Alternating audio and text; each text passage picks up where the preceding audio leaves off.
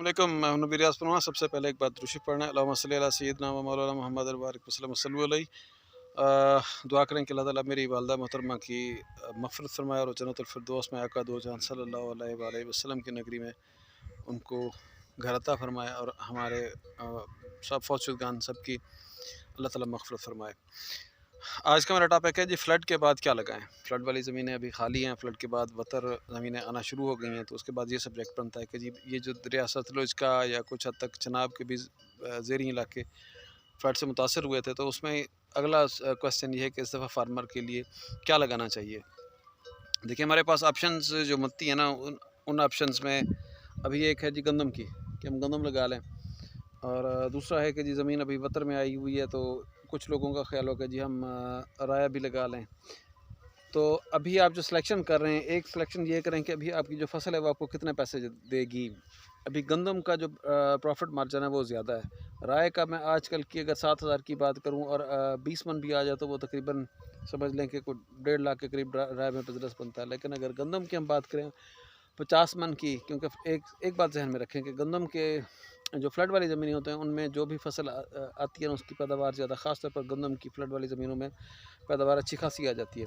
तो अगर हम गंदम को जहन में रखें तो हमें गंदम में 50 मन में तकरीबन उसमें 2 लाख का बिज़नेस, मतलब 60,000 की डेफिशिएंसी है। लेकिन ये नहीं होता कि जी आपको अभी अभी के रेट की बात कर रहा हूँ, गंदम का रेट तो फ़ाइनल है, क्योंकि गवर्नमेंट ने अगर इसमें इजाफा ना भी किया और उम्मीद भी नहीं है, तब ये अच्छा खासा प्रॉफिट मार्जिन है। राय का उम्मीद है कि अगर उसमें कुछ बेहतरी हुई, लेकिन कहने वाले कहते हैं कि 9-10 हज़ार का आप जहन में ना रखें। तो इस हवाले से अगर हम 7,000 को भी देख लें, इसमें कुछ हो भी गया तो 1,40,000 की बजाय 1,60,000 तक हो जाएगा। बेशक राय में अखराजात की कमी है, लेकिन थोड़ी सी कमी है। ज़मीनें जो फ्लड से डूबी हुई हैं उनमें गंदम में पानी अभी इस दफ़ा वैसे भी बारिशों की तवक्को है, उनमें शायद 2 से 3 पानी पर भी गंदम तैयार हो जाए। राया भी आपका 2 पानी ज़रूर लेगा, एक पानी पर शायद तैयार ना हो। तो अगर बारिशें हुई, लेकिन फिर भी खाद देने के लिए आपको हल्की आपाशी करनी पड़ती है। तो बाकी डीएपी के बगैर राया भी, कैनोला भी नहीं होना, उसमें भी पैदावार फिर जो आप 20 मन को सोच रहे होते हैं तो वो फिर 15 से 18 तक आ जाती है, सिर्फ यूरिया पर तैयार करें। अगर डीएपी दे दें तो फिर वो 20 से 25 से 28 मन तक राया हो जाता है, उसमें अच्छे साल में मौसम अच्छा मिल जाए तो मेरी नज़र में अभी ज़्यादा प्रॉफिट मार्जिन गंदम का ही है। एक सिलेक्शन ये होगी कि जी अभी करंट इकोनॉमिक्स क्या है, करंट बिजनेस क्या है, उस वाले से दूसरी सिलेक्शन आ जाती है जी क्रॉप रोटेशन की। गंदम के बाद आपके पास क्या ऑप्शन है कि आप तिल लगा सकते हैं, कॉटन लगा सकते हैं, लेकिन जो फ्लड रेंज है वहाँ पर गंदम के बाद फिर तिल ही बारे में आता है। कॉटन का हम सोच नहीं सकते, क्योंकि फिर साफ ज़रा कि इस साल फ्लड आया तो अगले साल भी हो सकता है, तो फ्लड के खतरा तो हैं हमारे पास। तो इसलिए बेहतर ये है कि उसमें फिर अगर तिल की प्लानिंग की जाए। मैं खुद जिस रकबे में मौजूद हूँ, मेरा 30 एकड़ का प्लाट है, तो उसमें हमने यही प्लान किया हुआ है कि हम गंदम ही लगाएंगे।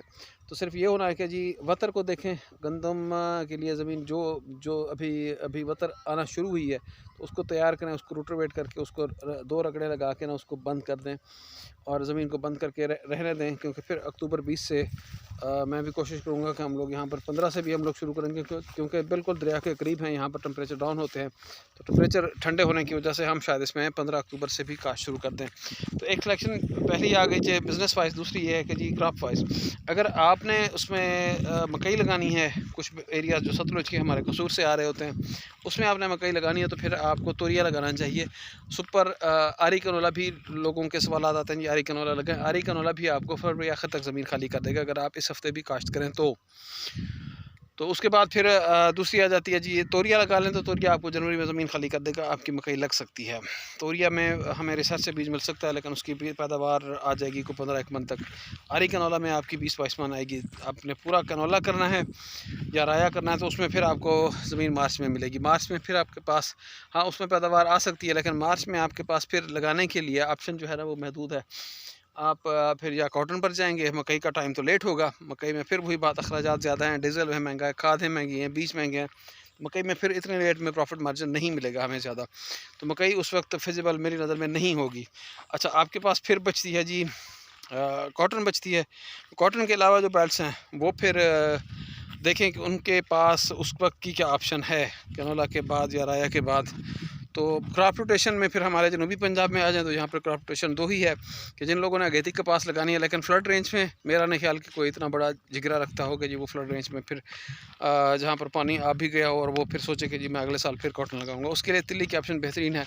तिल्ली इस दफ़ा बेशक डाउन रहे हैं, बेशक यील्ड कम आई है, लोगों की 8-10 मन तक आ गई है, 6 से 8 मन 10 मन तक आई है, लेकिन मार्केट कहीं पर है। रेट इसका बहुत अच्छा है, 16,000 रुपये प्लस में मैंने खुद बेची है, तो ये फिजिबल है। इसको अगले साल हम देखेंगे, इसमें जो गलतियाँ कोताही हैं, जो मौसम को इस दफ़ा मैंने स्टडी किया है, अगले साल इसको हम इंशाल्लाह शायद मैं मैक्सिमम तिल भी कर जाऊँ।